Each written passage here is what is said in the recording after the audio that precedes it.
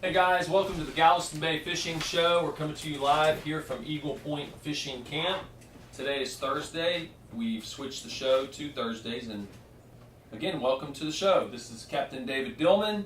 Happy Labor Day. We have Captain Wendy Marshall. Greetings to everybody.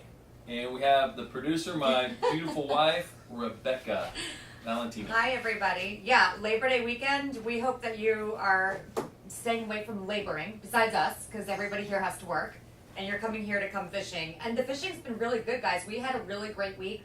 A lot of amazing catches this past week.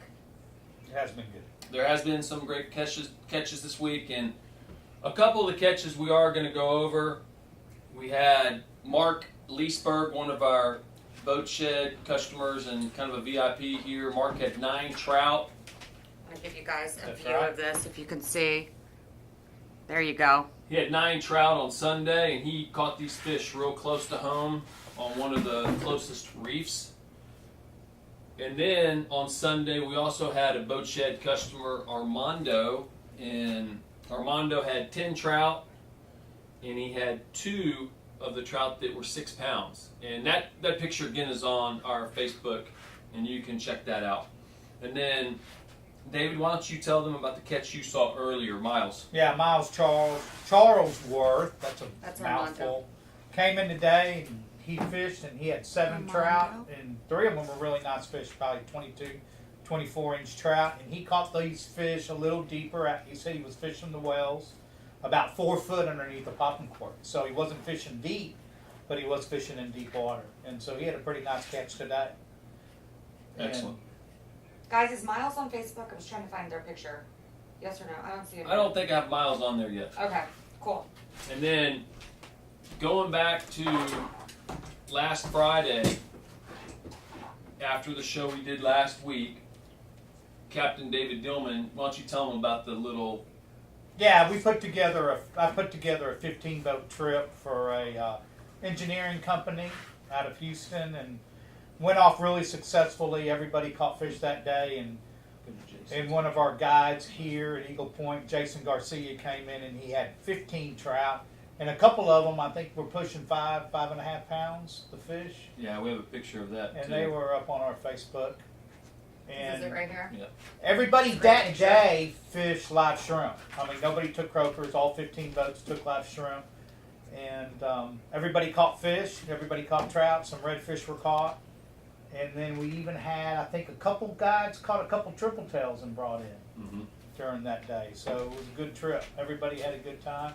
Went off successfully. The weather was perfect for it, which was good. Wendy, do you mind talking about this triple tail thing that's going on, and basically what's a triple tail fish, just in general?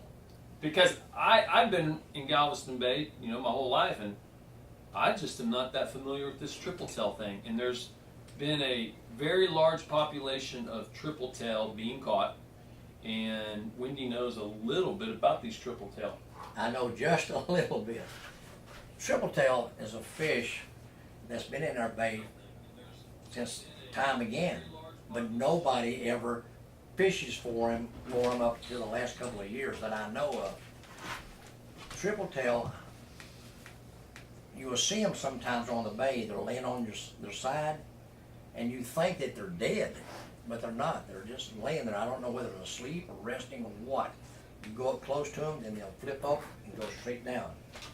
The triple tail that's being caught in this bay right now are being caught with live shrimp, fishing right straight down a pipe, a pole, around a well, any kind of structure. Triple tail live and feed around structure that goes from the bottom of the water all the way to the surface. That's the only thing I really know about them. And Armando, who we just talked about, that caught fish on last Sunday, Armando caught some triple tail a couple weeks ago. And then one of our new boat slip customers, Yeah, they came in and they Zach. caught like 18 of them in one day. Zach, had not fished Galveston Bay very often, but he's a new customer of ours. He went out, his first time out, they caught, like David said, about 17, 18 triple tail. Right. I was It's about very to say- rare. It's very And rare. that's what we're going to be eating tonight, by the way. Oh, good. I can't wait. Am I cooking it? Probably. I'm probably cooking Well, it. David, I filleted it. I'm not David, cooking. Hey, David thank cleaned you it. for filleting it. I was going to say though, we had our fishing seminars over the winter for our boat storage customers, and a lot of the guys that we have had on our Facebook page catching fish were the ones who were diligently at our seminars over Yes. the winter That and is have true. really been fishing a lot. So Absolutely. it's so cool to see how many fish they've been catching this summer and how they're getting better and better and better and better. Like I love that Armando and Mark have been here on a regular basis, and it's fun for them now because they're doing so well. And Juan Cruz. One crew. Juan, Juan yeah, and Addie. Juan's been, They are Juan rocking and it. Addie. You're Juan's right. real quiet, Yeah. real quiet. And so what Rebecca's referring to is our boat storage customers. We had 3 exclusive events this spring where Captain Wendy, Captain David put on fishing seminars. And it was a 3-part seminar that covered a lot of ground, basically kind of like an A to Z 3-part seminar on fishing Galveston Bay. And so these folks are doing real well. Now, we don't take like this tremendous amount of credit or anything like that, because we just are passing on some information that we know. There's other people out there that know more than we do, but we're just passing information on. And so anyway, Trying to help you. it's good. We'll take a little credit. It's good. And then, which was the catch we missed? Last Mine, Saturday weekend. and Sunday. So we had last Saturday and Sunday. I put on Facebook Captain David Dillman. Tell him about your 2 catches. I've been fishing shallow. So kind of, Eric's like, what are you doing? And I'm like, hey, look, I'm on a little hump of shell that's really shallow, about 2.5 feet. And I've been catching them mixed bags of Why don't you speckled tell trout. him exactly where that's at? Yeah. I'll give you the GPS coordinates. But anyway, I've been fishing this little clump of shell shallow, and I've been catching a mixed bag of trout and redfish. And, we had a pretty good day Saturday, and I went back Sunday and we did it again, and then we even had one fairly big fish out of there. So the fishing's been good. Yeah, we have that picture on Facebook. I put that up today. I can show you guys real quick. Here we go. It's actually 2 different fishing trips, right, David? Yes, Correct. 2 different Two fishing. So those are 2 different fishing trips up on our Facebook page. Those are great catches, David. Thank you. You are welcome. There you go. You can see right there. And then there's one other catch that I do want to talk about before we get to Wendy's really good week, and that is we've had one particular customer, Buddy. Buddy Sanders. Buddy has been catching redfish down the shoreline from us, and we've been talking about that now, Wendy, for how long? About 2 months, really. Yeah. About 2 months, and the redfish are still in and out of the shoreline. Now, one of the things that happened over the last week is the high tide. Wendy, talk about the high tide pushing fish up on that shoreline. Yeah, I told Eric was asking why those redfish are in so shallow. I said, look at the tide. It's a foot above normal. Yeah. The tide's been real nice. When that tide gets real high like that, your trout and reds go in grocery shopping right on the shore. And while we're talking about them being up on the shoreline in the mornings and in the afternoons, that also, it seemed to have really kicked off some catching on Todd's Dump. And, Yeah. Mark Leesburg, who we talked about earlier, caught fish on Todd's Dump on Sunday. We had another customer that we did not post a picture. He had 7 really early, and he went out with a pint of shrimp, and I told him that this was going to be an expensive pint because he was going to run out of bait. He ran out of bait on 7 trout, and he came back in for another pint. And I never saw his final catch, but he had 7 trout early at Todd's Dump. Now, do you think those fish being on Todd's Dump last weekend, do you think that high tide helped? Definitely. Oh yeah, definitely. 100%. One reason why is when a ship comes by with a high tide, it clears up faster. On low tide, it stays muddy longer. Excellent. And then our last catch that we wanted to talk about is Captain Wendy. He went out on Wednesday. Now, Wendy's been on fire lately. Yeah. He's been catching a lot of fish. Wendy, can you tell him about your catch on Wednesday, please? Man, this was a good catch, Wendy. Wednesday morning, we went out and we went to Redfish Island, and all we caught was skipjacks, ladyfish, whatever you want to call them. And I caught, believe it or not, I caught nearly a pound golden croaker. But that was it. So I left and went over to this other reef, man-made reef, I call it man-made. And it's a bunch of white PVC pipes between here and redfish. And I saw one slick. It was about the size of a hood of a car. So I went around in front of it. First cast, boom, went down, and it was a sand trout. And it was a nice one. It was probably 3/4 of a pound, maybe a pound, I don't know. They're not real big. They're about anywhere between 9 inches to 14 inches long. And it was every cast, so I kept drifting, and I was trying to find specks. Then we ended up using specks, so we went back around, and I looked back, and I saw this bad storm coming. So we anchored, and I wanted to stop right then, because I had to do some fishing. And we fished about another hour and a half until that storm hit. But we picked up 32 sand trout, up to about a pound, maybe a pound and a quarter.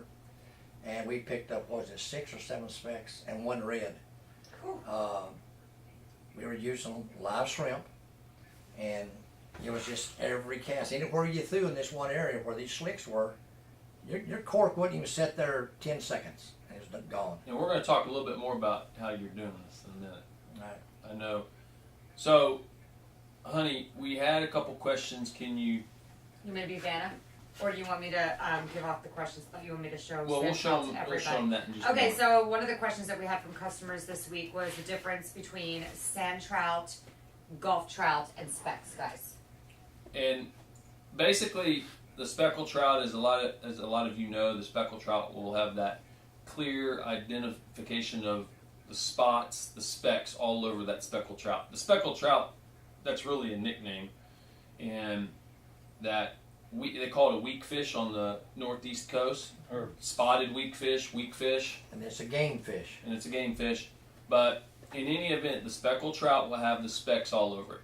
The sand trout, like David and Wendy and I were talking about, will have what they describe as like a yellow or pink hue, discoloration on the top. And Rebecca's going to show y'all a little picture of a sand trout.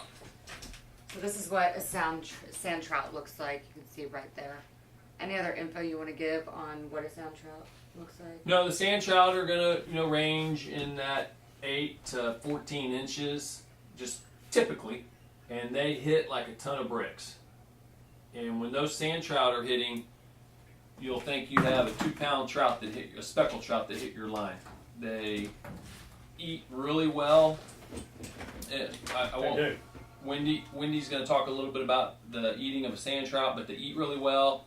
And the main thing with the sand trout, and really a speckled trout, and a Gulf trout, any of these trout, is get them on ice. Yes. Not just ice on one side of the fish. So when Wendy came in with his fish, he had them all encapsulated in ice.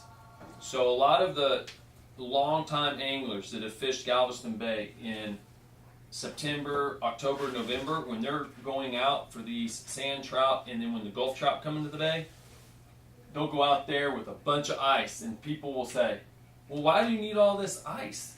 And They're not making snow cones. it's not very hot outside. Well, they want all this ice to ice down these fish real good, okay? And so It keeps the meat firmer. That's all. Wendy did that on Wednesday. And then a Gulf trout, what a lot of people call a Gulf trout, and another name is the silver sea trout. That trout's not going to have that discoloration up on the dorsal fin or the shoulders of the fish. It looked more like a speckled trout without the spots. Yeah. There you go. And then Wendy was talking about the sand trout he caught, and there's various ways, of course, to eat any fish, but one of the ways that people eat a sand trout or a Gulf trout is just to fry it whole. Can you just briefly talk about that, Wendy? The way you fry a sand trout whole, the first thing is you scale it with a knife or a skiller. What I do when I'm going to eat it whole, I will cut the dorsal fin off with a sharp knife. I cut all the little fins off. So I got nothing but a round fish. And of course I cut the head off. I stick a knife in this animal and go down, get all the intestines and everything out of the fish. Now what you got left is a carcass of a fish. You I make an egg batter with flour or cornmeal. I like cornmeal. Roll it, and then put it in the deep fryer. Fry it, and then when it floats, that's when you pull it out, and you get a fork. Now you got to remember the bones are in it. You get a fork and pull the meat and the breading off, and you'll see the backbone. But you always feel the meat before you put it in the mouth, because the bones are very fine, and you do not want one to get caught in your throat. But you sit there and scrape that and get it and feel it and eat it, and it's not a better eating fish on the bay than a fresh sand trout. They're small. Yep. People, a lot of people turn their nose up to it, but even I had a blast the other day catching them because they fight so hard. Oh yeah. So you know Juan Cruz and Addie, right? Yeah. Our split customers. Juan has been sitting in there and just catching them. I mean, he's specifically going after sand trout. He likes to eat them. The other day they came in, they had, I don't know, I think he had 52, and I was waiting to use the cleaning table on the dock, so I kind of jumped in and helped him clean them. But yeah, they had 52 of them, and he has been going, and I'm like, Juan, I said, you don't want to go any? He goes, dude, I love eating these things. Oh, yeah. He goes, Great. so I'm just cleaning them, and they're catching them every day. Now, are they best fried, or is there another way to eat them? Can you broil them? Other I ways guess to you cook? can bake them. You can bake them. And you can even get little fillets off of Yeah, of a sand trout. On filleting a sand trout, you have to have a razor sharp knife if you're going to take the skin off. Yeah. If you're just going to fillet it and leave the skin on, that's fine. You don't need that sharp of a knife. But once you flip it over to fillet it like you would a speckled trout, these are small fillets. You've got to have a act and a sharp knife to just take your time with it, and you can get all the skin off perfect. But with a what, Wendy? A what? An act? Yeah, an act of knowing which angle. Oh, okay. Okay. A way to do it. I mean, A knack, yeah. a knack. A Yeah. knack. Okay, you're right, yeah. Yeah, a knack. Yeah. So, but they're fantastic. Great. I mean, my friend Pat Flanagan got 10 pounds of little fillets that he calls them Nuggets. nuggets and fish, fish fingers. And he got 10 pounds of pure meat, no bones. Wow. Now, 32 fish. what a lot of the old timers would do, and I don't know, is this what Pat might be doing, is they would go out and get these real nice sand trout, Gulf trout, with a mixture of specks, reds, and then they have like a big church fry. Yeah, that's what he does. Take it to the church, whatever it is, a big group of people, block party, Yes. that sort of thing. Is he doing that or no? Yes. He does that for his church in Deer Park. So you're telling us that if people come out this weekend, they could catch a lot of sand trout and then Oh, have a trout yes. party? Family? They could have a trout party this Labor Day weekend. There A is fish no fry. A trout reason party. for anyone. I don't care how bad a fisherman you are. David and I'll put you on the fish. You come down here, and you can fish on bottom. You can fish on top. Look, if you're going to fish on top, we'll show you how. And on bottom, you can use a double drop if you have to. But these fish right now are ferocious because this is the time of year they come in the bay. These fish 2 weeks ago were not here. That's right. They're here now. When he's standing by, I guarantee you. Yeah, I guarantee you. Fish fry! Here. I'll save you. I'm not gonna save you money. Let's talk about that because Hey. obviously you're fishing under a popping cork when you're catching these. So what are some tips for people if they want to catch these fish? Me? What are your tips? Yeah, both of you. Well, that's- my tip is, if you're going strictly after sand trout, you look at the bottom on your depth finder, and if it's 5 feet of water, for example, you fish 4.5 feet. They typically hang on the bottom. Well, that's one of the questions They do that was another question that somebody had this week is, we've talked a lot about fishing under a popping cork. We certainly don't want to rehash that too far. We know about our Windy Marshall attractive fish rigs that work so great. But a couple people have asked, what are some extra tips on how you're fishing with these corks, the popping cork? You know how we've told them you're fishing a little deep. But both of you, Wendy, why don't you go first? What are a few tips on how you're fishing with the cork? With the current, drifting, anchoring. What is it you're doing? And you got one of your rods here. Yeah. What I do when I'm out there, I try to find fish on purpose, not by accident. When you find them on purpose, you're looking to see where the signs are of fish. I saw some slicks, and I was hoping it wasn't gaff top. Yeah, we Anyway, all know we that, gaff top right? sale. So you got to know, first thing you got to know before you leave the marina, is the tide coming in or going out? And you got to know the wind direction. We used to discuss that in our seminars. When you get out there, you make your drift to where you will go into the slick. And sometimes you have to go into it at an angle because of the wind and the current. But you want to time it where you can get right where the fish were. The first time you catch a fish, that anchor goes out. Right then. And then you sit there and you can fish right in that area, and then you can gradually move out and just keep going. And you'll find the spot where they're mostly concentrated. And I mean, a lot of times, many times, you throw it out, you pop it one time, nothing. You get ready to pop it again, and they hit it. They hit it on the pop. It's called hitting it on the pop. You don't have to wait more than 20 seconds, usually, and you've got a sand trout. Now, how often are you popping it? And I know that's not I pop it once every 15 seconds, but what's your philosophy on popping? Depends on the size of the shrimp. The bigger the shrimp, the less I pop it, because the bigger shrimp can be seen in the water easier than a small shrimp. And the second thing, a smaller shrimp will live longer than a bigger shrimp if you're popping it.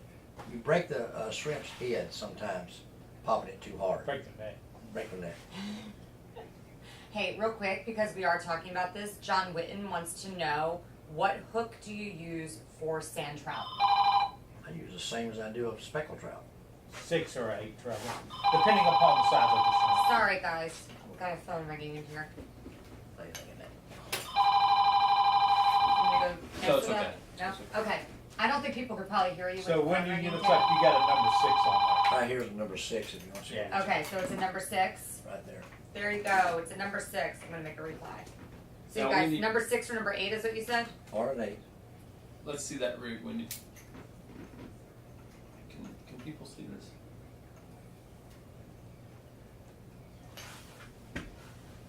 That's the deeper rig right there, which is a total of almost 4.5 feet. So this is the rig that Wendy's been fishing with. there. Right Is that here. about the depth you've been fishing? Yeah. It's got the cork. You have your weight, and then you have your bead on the leader, and then you have your number 6 or your number 8 hook. So And I adjust the hook for myself. The hook size is dependent upon how big the bait is. So, yeah. So I'm fishing a little different because I'm fishing shallow water, and I'm fishing a tide. So when that tide moves across this shallow water, then I'm fishing a shallow hump.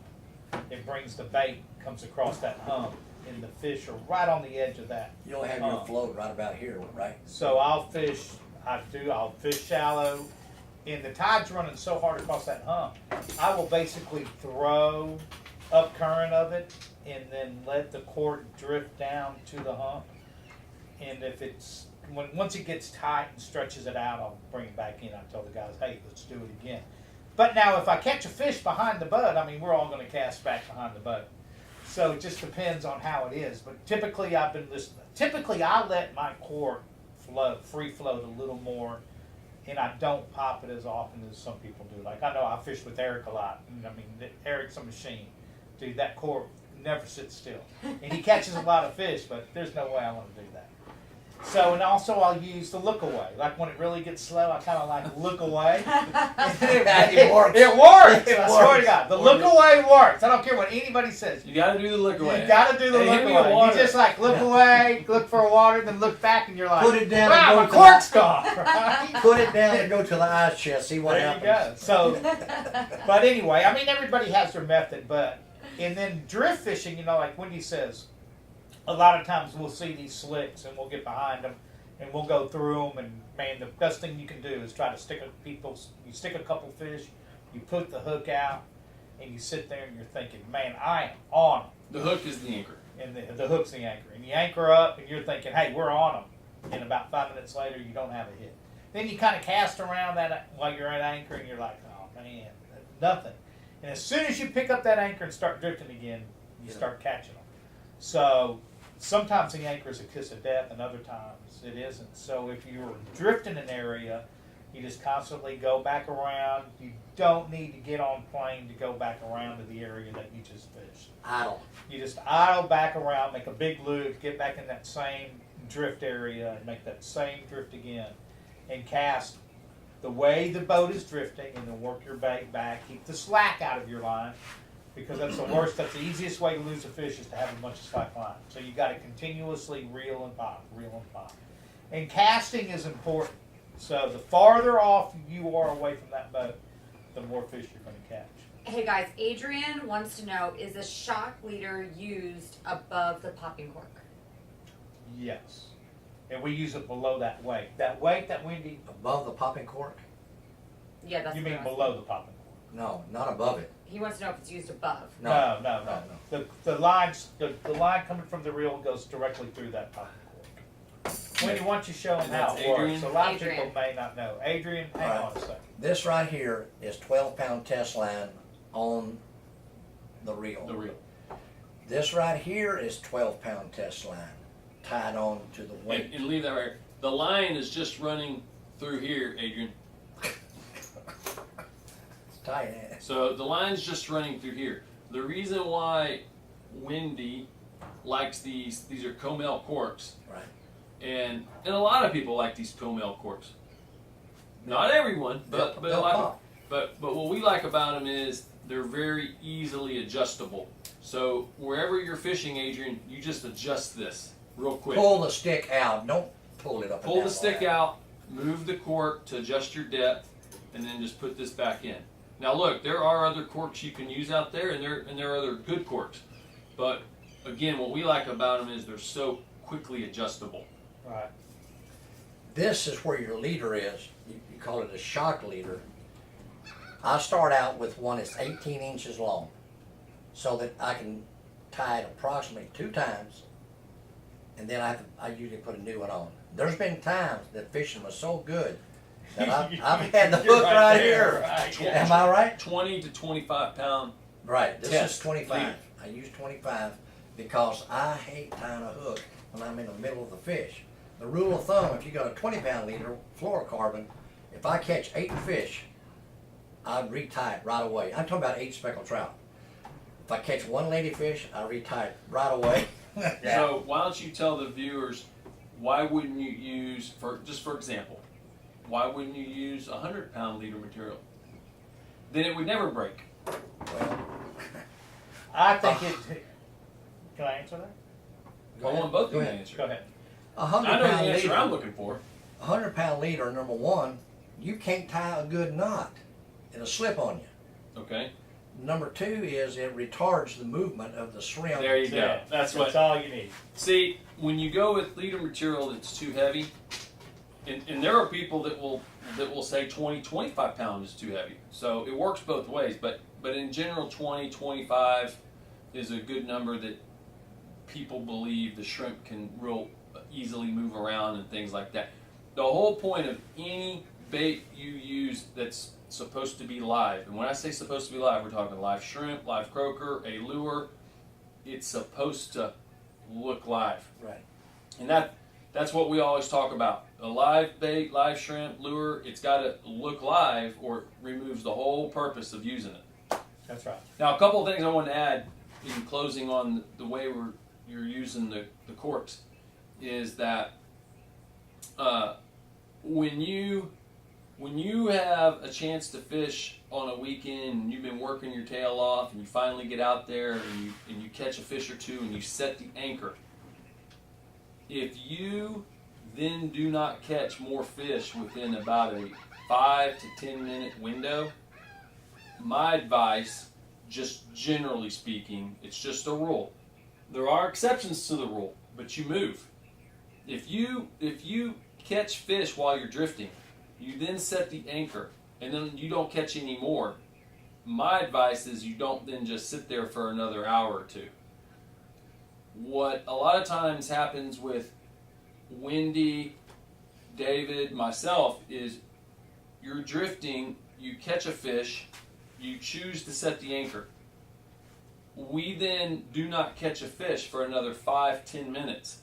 What Wendy, David, and I, and other people I fished with, what we're doing is we're scanning and we're looking around, and Wendy will say, for example, hey, the fish are right over there. They moved 25, 30 yards. And you want to get that anchor up as fast as possible and relocate over to where those fish moved to. That's one just big tip I have that I think a lot of people make the mistake of setting the anchor and then they sit there for another hour. You only caught 1 or 2 fish. Right. If you don't catch anything after 5 or 10 minutes, you got to find them. They're there. And that's what makes Wendy such a great fisherman. He knows how to find those dang fish. He can see them. One thing I want to tell you that'll help you people out, if you want to catch a bunch of fish, a bunch of sand trout, and you're going to catch some occasional specks. Specks are a lot of times mixed in with sand trout.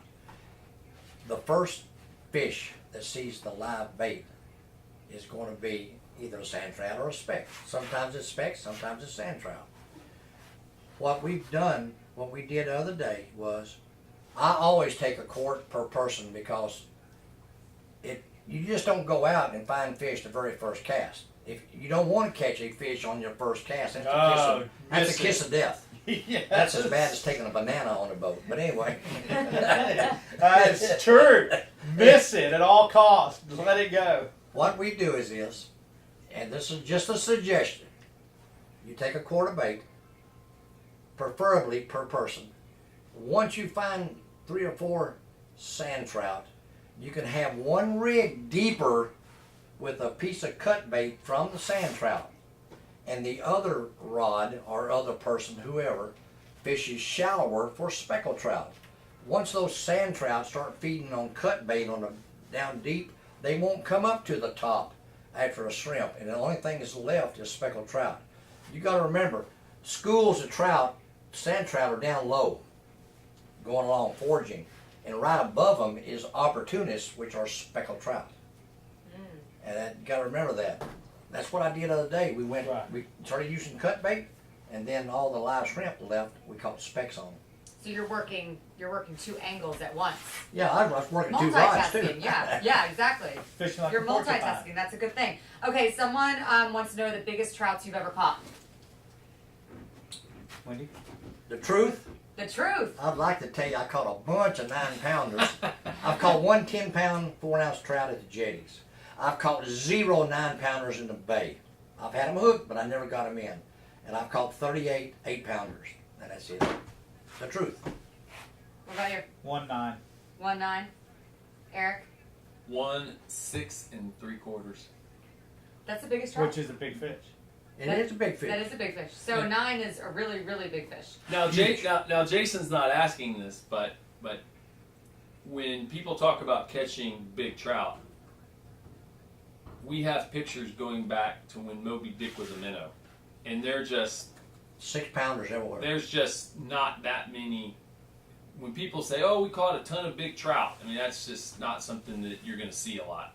That catching big trout is hard.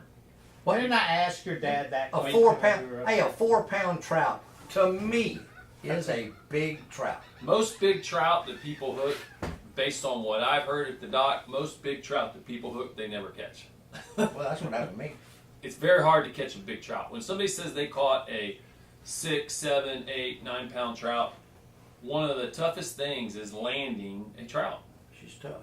They're very hard to land. So when people say they caught a big trout, in my experience, based on what I've been told, man, it's not easy. That trout has a way of getting off, and that's why that's one of the reasons why they call them weak fish on the Atlantic coast, because their mouths are weak. So mouth. when you catch a trout, that's one of the reasons why they talk about you got to work that trout to the boat or you'll lose them. 99% of the people I've talked to, seen, tested their rod reels, you have your drag too tight. You should be able to pull your drag out with these 2 fingers. If you can't do it, you're too tight. You'll lose a lot of trout. Because Yeah, what you you will. do then, Well, once it starts running. Tell them you lost trout on Wednesday.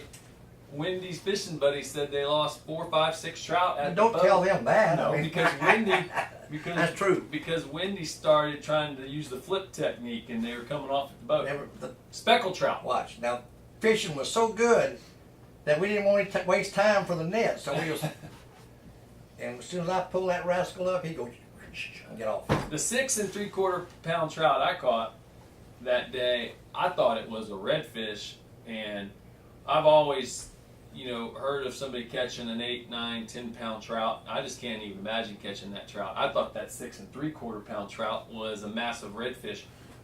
What I've heard is when people hook a big trout, a lot of times they think it's a big redfish. Yeah. And there's such a difference between a 3 pound trout and a 7 pound trout. It's amazing. Night What and about day. you, Wendy? Oh yeah. No, definitely. I'll just tell you. Well, I won't tell you. I'll tell you one I lost one time. I caught a 15-inch trout with a camera crew from the Texas City Sun. And I had David Marburger of Marburger Sporting Goods and his dad and Lonnie Smith, all them. We're in East Bay, and she had the camera on her shoulder. She says, "Wendy, you catch one." She said, "I've been getting all these other people." I said, "They're my customers. I just want them to catch fish." She said, "I want you to catch one." So I threw out and I caught a 15-inch speckled trout. That's it. And I'm bringing it in, and she just says, make the rod bend. I was trying to make it bend, and when I pulled the fish up to the top, the water exploded. I didn't know what happened. I thought, that's really, and all of a sudden it starts doing this. And I looked down, and there's a 10 or 11 pound trout, swallowed it whole. And it goes by real slow. She flared her gills, and all these silver things were coming out, which was scales. Right. And then all of a sudden she goes, bloop, and she spit that live. Oh my! She spit that live trout out, 15 inches, and then I bring that poor trout in. It's like this, It was like, my God, what an experience! And we measured the trout so I could say it's 15 inches. Well, I don't want to say his name because he might not want us to say his name on air, but we had a customer, I believe it was 2 years ago, that was fishing, and he was trying to catch a trout to win the tournament that they have, and Oh, I know what you're talking about. and this guy specifically does, this customer does specifically catch, he specifically goes for big trout, and he's caught way more big trout than I ever will, because that's what he goes for. I personally don't care to catch big trout. I like to just catch fish and have fun and eat what I catch and all that, but in any event, he catches big trout, he does. And when he says he had a 10 to 12 pound trout on, I believe him. He's one of the few people I would believe, because he's specifically targeted big trout. But the point is His net. he had the trout in the landing net 2 or 3 times by himself, and he lost the trout. He tried picking the net up and it broke. Remember? It was in the net, out of the net, Oh. in the net, out of the net. He came in with tears. Net breaks, That's so sad. and it's just so hard. So hey, if you ever get a big trout on, good luck. Cherish the moment. Hey, a couple of questions. Don Dixon wants to know if Eagle Point is entertaining the idea of mounting a saltwater recon webcam. What's the question? They want to know if we're getting a webcam. A saltwater recon webcam. Not a bad idea. Well, we could we've- consider it in the future. We've thought about it, and we'll consider it in the future. We don't really know at this point. One of the things with a camera that we've all discussed is when you look at a camera and it's live. Let's say it's 6 in the morning, and it's blowing 15 out of the northeast. What are you going to do? Are you going to get up and go fishing? Probably not. Well, So we'd rather not show you what's going on. well, what David and I talked about before, and Wendy was here the day we did this, and we've told this story probably a few hundred times now, but We went. it was northeast at 15. And we're here, and it's northeast at 15, and there were people at Eagle Point that said, I'm not going, and we're like, hey, if you do have the boat that can navigate safely, if you have the boat that can navigate safely, then go. And we went, and we ended up with 30 trout that day. And by 10 o'clock, the wind had gone from 15, 18 miles an hour down to what? 4 or 5. Yeah, when we came in, it was flat. So I don't know. We don't know. I don't know. What do you think, honey? Okay. I think that Remember if it what I was said earlier? on television every day, that'd be great. Look, Hey, if every morning they were saying live from Eagle Point, here's a view, I think that's awesome. let me tell you what Maybe I've we can learned make from that happen. experience about the weather people on the news and everything. Oh, I If know you're where going this to is go going. fishing, go to the bait camp of your choice, which we hope it's this place. And if the weather's bad and you don't want to go, fine. But don't sit at home thinking it's going to be bad, because a lot of Because weathermen don't says the know. wrong thing. They're guessing. Yeah. And they're getting their information from a company that's in Miami, Florida. Hey, I learned a lot about fishing and how to fish from Wendy. And the days I went with Wendy, I ended up fishing with him because the weather was supposed to Be suck, bad. and his customers canceled. Yeah, it's true. And So, that's how I fished with so many guides. People say, well, how did you fish with so many guides? I say, I went on the days that their customers canceled. and it was nice. And then the guide would say, hey, Wendy would say, hey man, we're going to go out there and we're going to catch 20. Well, this was back when you could keep 20 trout. We're going to catch 40. And I'm going to take a Polaroid and show that to my customer. Well, even last year, last year was every single weekend. They said 80% chance of rain Well, and look, like Killed us. 20 mile per hour winds. And, Well, let's talk and then it about- would be sunny yeah. and beautiful, no rain at all. The last 2 mornings. So Eric and I, we sat here, and the mornings are perfect, y'all. I mean, people are going out, they're fishing. Tell them about Wednesday. And then all of a today, sudden, you see this thunderstorm build up, and it looks like this is bad. And then it starts going across the bay, and it's like, Bye-bye. it just dissipates. Fizzles out.